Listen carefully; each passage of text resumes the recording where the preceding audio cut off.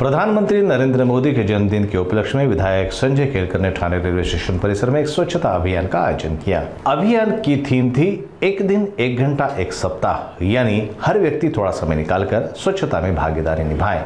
Railway station जैसे महत्वपूर्ण सार्वजनिक स्थल पर सफाई कार्य बड़े उत्साह के साथ संपन्न हुआ। जन जागृति के लिए एक लघु नाटिका भी प्रस्तुत की गई, जिसमें स्वच्छता को सामूहिक जिम्मेदारी बताया गया।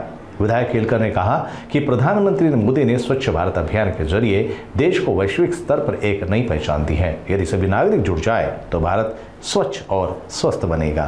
ठाणे महानगरपालिका आणि विविध संस्था संघटना यांच्या संयुक्त विद्यमाने की ज्याच्यामध्ये शाळा पण आहेत, कॉलेजेस पण आहेत, रेल्वे स्टेशन आहे, ही स्वच्छता मोहीम सुरू आहे। आदरणीय मोदीजींच्या नेतृत्वाखाली गेल्या दशकापासून एक हा संस्कार आहे आणि स्वच्छता हा स्वभाव झाला पाहिजे अशा प्रकारचा जो संदेश आहे तो प्रत्यक्षामध्ये सक्रिय राहून कळवून हा सेवा पंधरवडा साजरा होतोय आणि या माध्यमातून एक चळवळ, स्वच्छतेची चळवळ उभी राहते।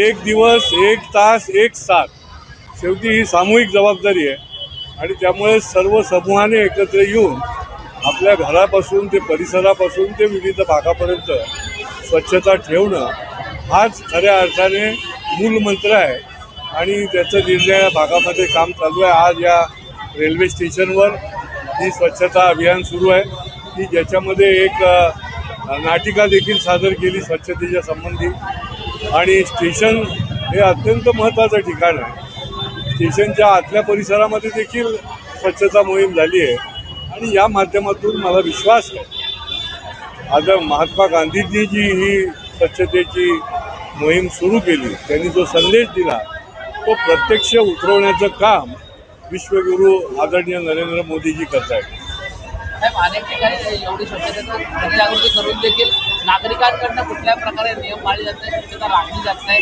नागरिकांना काय त्याबद्दल नाही, म्हणूनच ही पंधरवडा आहे की वर्गीकरण करायचं आणि त्या माध्यमातून ती राबवायची। शेवटी हा चळवळ आहे, या चळवळीच्या माध्यमातून नागरिकांमध्ये एक तो संस्कार निर्माण झाला की त्यांचा आपोआप स्वभाव तयार होईल आणि मग त्यांना सांगायची पण वेळ येणार नाही।